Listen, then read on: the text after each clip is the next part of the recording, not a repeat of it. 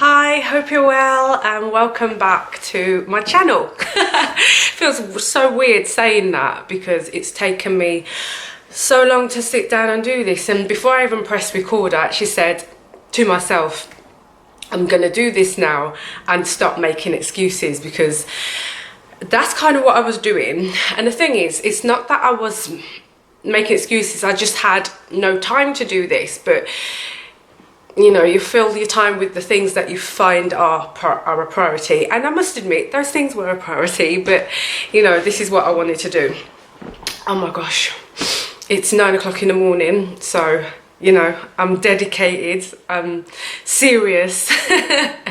But I wanted to get around to doing this video about how I started my business and how I've kept it going, because I said I would do this in March and it's September. Wow. Anyway, so I started Free Your Mind in 2013 in the what I would call the recovery process of a mental health breakdown. And there's there are videos that already talk about that, so I don't really want to go into it because it makes the video really long. And but I started it through doing a, how did I start this? Right, okay, so I started writing a blog at first, and the blog actually didn't have any type of business purpose. I just needed somewhere to let out my emotions, because at the time I wasn't really talking to anyone, and I didn't want to talk to anyone about my thoughts and feelings. I just needed an outlet. But naively, I didn't think about the fact that it was public. I just didn't. Don't ask me why. Blogs weren't really a thing in 2013, and or they weren't to me anyway. I wasn't aware, and people just started to follow it, and people started to I started to get messages from people saying, I can't believe someone's finally talking about growing up this way, growing up around domestic violence and things like that. And you know, finally someone's talking about it. I grew up this way as well, and I thought, you know, if no one's talking about it, why are people not talking about it? And it made me go and do, you know, internet searches for organisations that supported children and young people that had grown up around domestic violence, and there was nothing.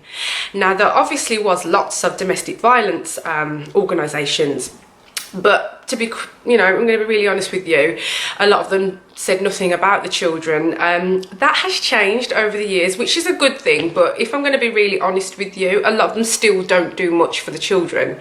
You know, a lot of them will say and mention the children, but it's not really a thing. And the reason why I know this is because the sheer amount of referrals we receive from some of those services. So I know it's not there, but that's okay because we're here now. But that's how it began, from this blog. And then from this blog I started a Facebook page. So at that moment in time, everything was for free. I didn't have to spend anything. And so yeah, from the support group on Facebook, I then did a half marathon by myself in Hyde Park. I got people to sponsor me. I made a little bit of money. Oh, how much did I make? £200. £200. And I used that money to create a website. And from that, I had somewhere to talk about what I wanted to do and our services and things like that. And then slowly, you know, I must admit, at this moment in time, it was definitely a thing of serendipity. Can you just give me one moment?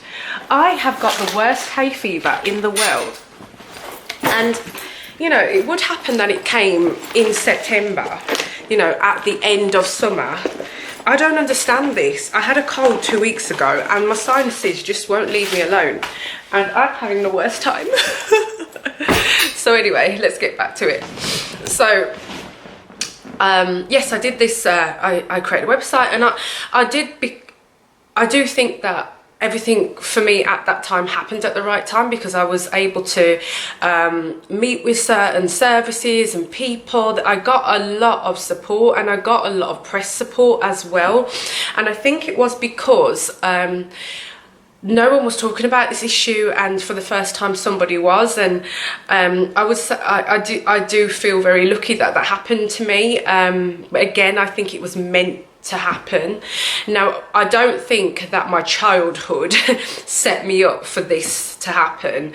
You know, I think it's really important to say that trauma and childhood trauma and the things that you go through, you know, it's good if you can look back at it and say, you know, it's brought me to where I am now. However, this was not supposed to happen. This is not supposed to happen to children. This is not supposed to happen to you. It's good if you can find the good in it, but these things should not be happening to children anyway. And I just think it's really important to make that clear. But I do think that in talking about it, it kind of transpired that it was the right thing to do at the time, and then the opportunities came. So yeah, I do think it was the right time. Everything happened at the right time. And gosh, from there, I mean, I remember I got an intern who helped me from a university, and they gave him to me for free. They gave him to me for free, that sounds really weird. But I got an intern, and he helped me, you know, build so much, you know, in terms of the website and marketing information and things like that. And from there, we just went from strength to strength in really small ways.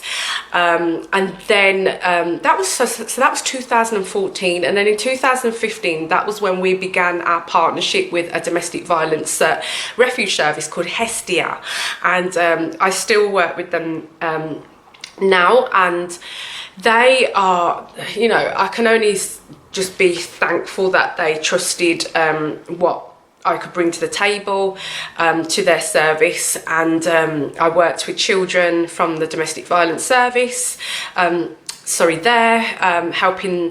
to take care of their mental health and well-being, make sure that they were getting what they needed while they were there, looking at if they weren't in school, what are we doing to help them, you know, keeping them busy, but also stimulated, you know, giving them things to do, making sure that they've got things to play with, things to read, you know, are they happy, you know, are their needs being met?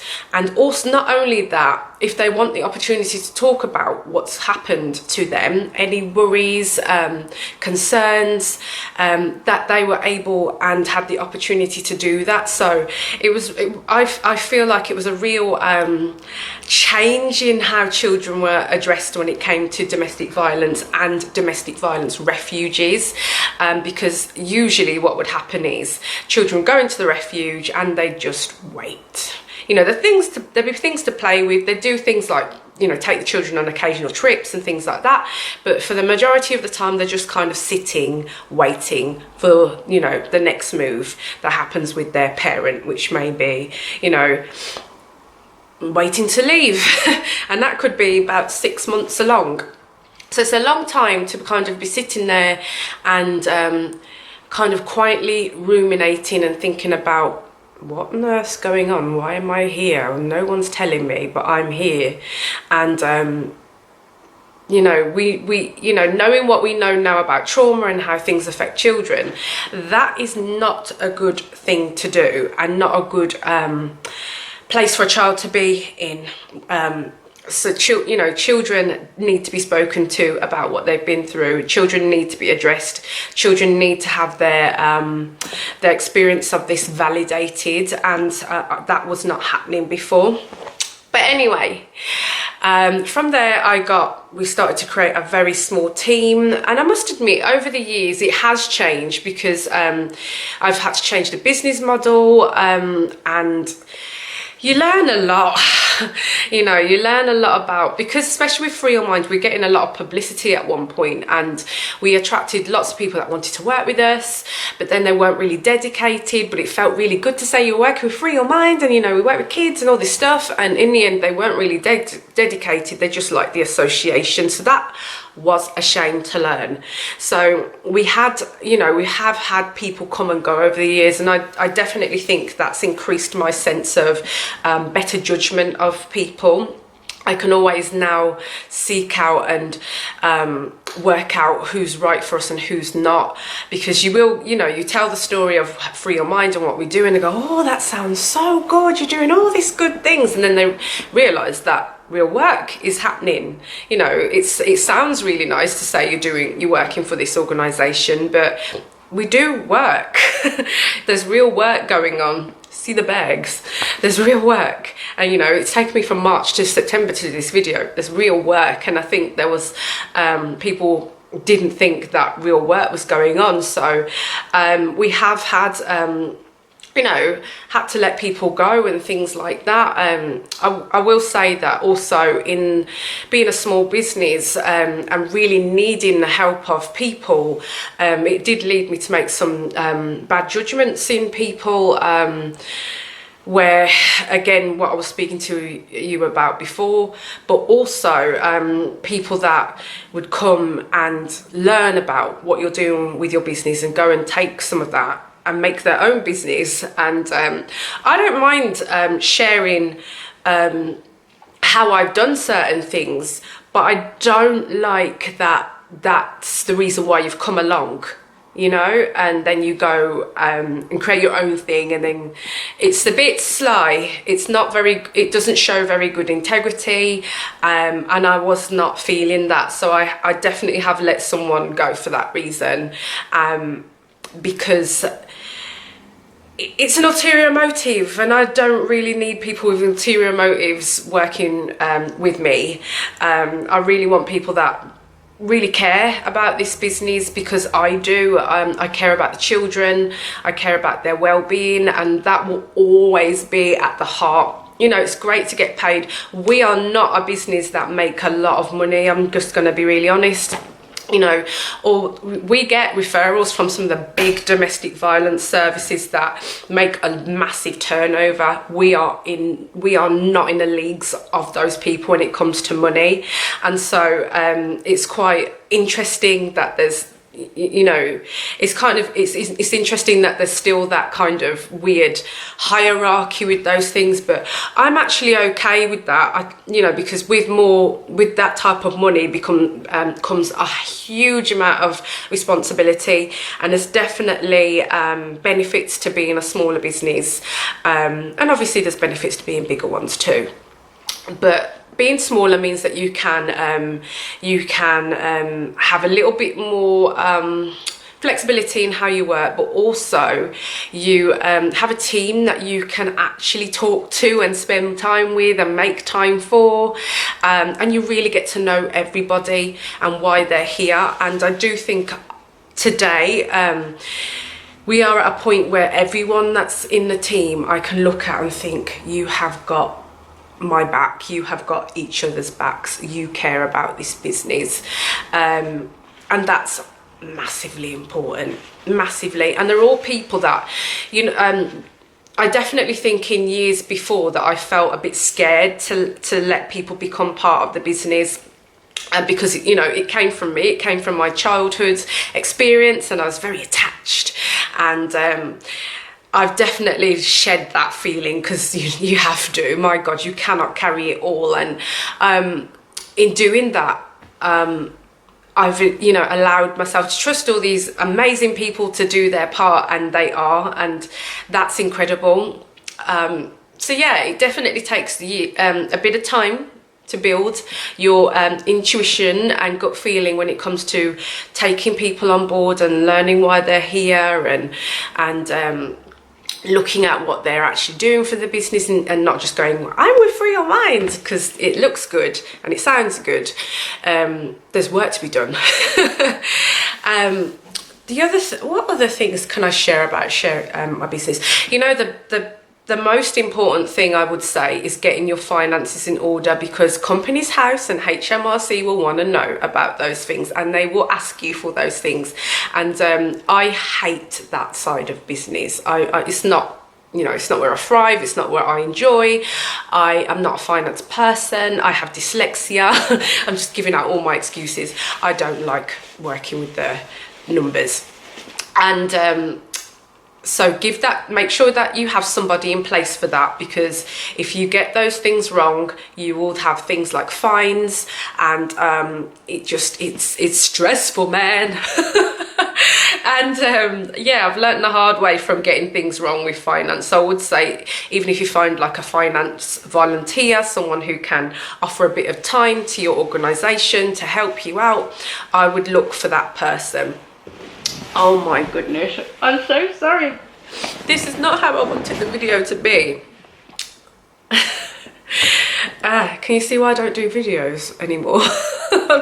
Clearly not the best at it. But I would say get your finances in order, get someone who can help you with that. The other thing is your social media. I would say social media was definitely the place where we really organically grew from.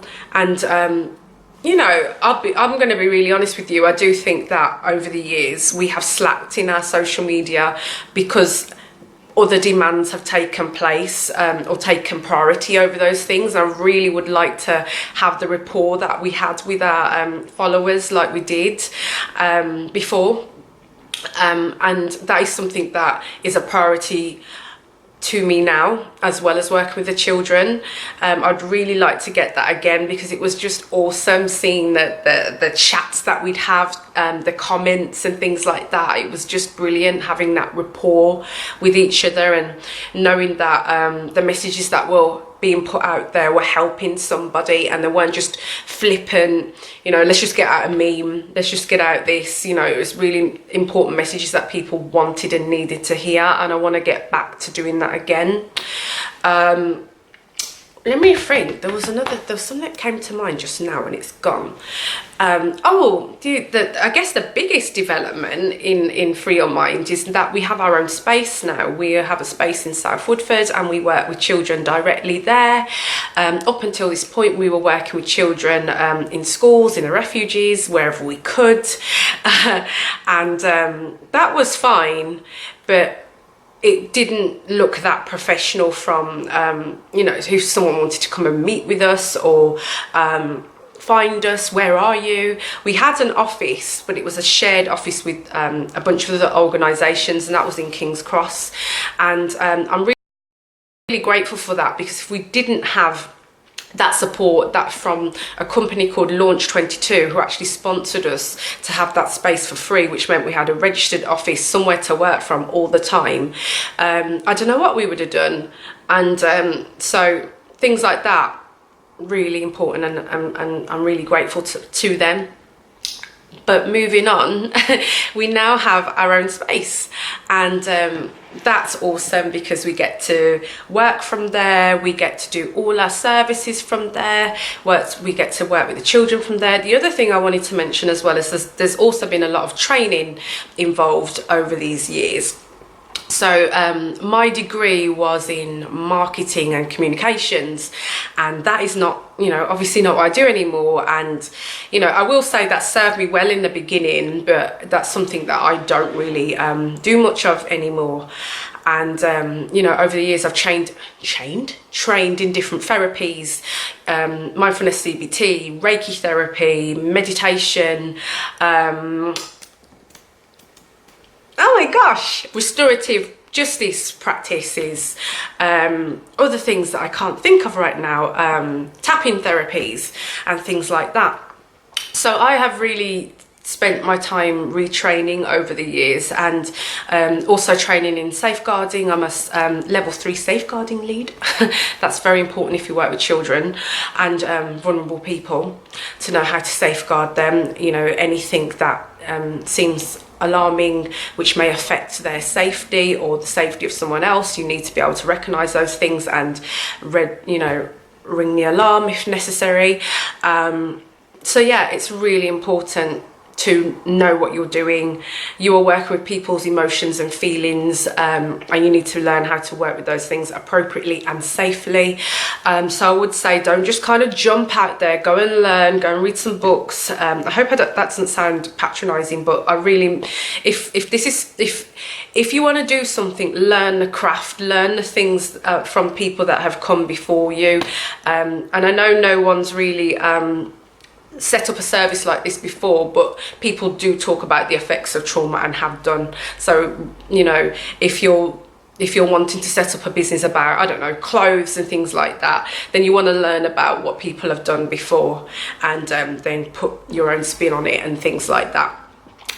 Talking about putting your own spin on things, you know, going back to that imitation thing and things like that. Imitation is a form of flattery, but it's also a form of annoyance. Like, I definitely think that we are living in a bit of a world where people are becoming clones of each other, and there's nothing more wonderful than just being yourself. And sometimes I think people don't know what that really means anymore, because we're constantly seeing what other people are doing, and the way to change and to change that is to just come away from it and sit with yourself and think about who you really are and what you bring to the table, your qualities, and not just your outside qualities, but from within. What do you have to share? What is unique about you? And then bringing that out, and not trying to imitate what others are doing. Like I said before about the time I had someone in my business that was basically learning from us and building their own thing. That would have been cool if that was a volunteer, intern, you know, things like that. I had no idea that was what was going on in the background. And to learn that, it was really disappointing, because the intentions weren't right and the intentions were good. And the other thing was, I was not clear about those intentions. And so I had no idea that was happening. And so you want people there with the right intentions that aren't imitating or trying to imitate what you're doing. They're always, you know, there's nothing new under the sun, as that saying goes. But I do think that there is something in doing your own thing, learning and bringing something new to the table, and not kind of just taking something from them, or just taking from something, you know. Find out your why, and if it is because someone else is doing it, then that's not the right reason. It will last for a very short time. It's not going to take you very far. So you need to have your own why and your own unique spin, your own unique look and story. So I would say that's really important as well. But I hope this has been helpful. I tried to make it as short as possible. As you may know, I don't like to do videos where they're cut up and chopped. Like I like to do one take videos. And so I hope that's been helpful. I'm trying to think if I've left anything out. So I guess the main things are finances. Sort your finances out, get yourself some social media. I would say know your team, be careful about picking that. Be okay with working with a small team or just yourself for a while till you meet the right people, or start to attract the right people. Remember your why and constantly remind yourself of that. Like every now and again, sit down with yourself and work on your why. The other thing is self-care. Make sure that you are taking care of yourself, because running a business does take its toll on you, and it can take its toll on your mental health and your well-being. So make sure that you're eating well, make sure that you're doing something that has nothing to do with the business. Make sure that you do take time out to enjoy yourself, because being all business is great, but it's makes for a bit of a dull life if you're not seeing your friends and enjoying your life at the same time. Yeah, I would say those are my three top tips. Trying to think what else is important. Yeah, just remembering your why and reminding yourself of that, and having a really robust self-care routine, which ensures that you are able to keep this business running, because without you, there may not be a business, and so you are important, and make sure that that is always at the forefront of your mind when you're doing this type of thing. So I'm going to bring it to a close now, because this video is nearly 25 minutes, and just want to say, if you took time out to watch this, thank you very much. And if you have any questions about anything I didn't answer that you might have expected to see, just let me know and I'm happy to answer them. So thank you for watching, take care, and I'll see you soon. Bye bye.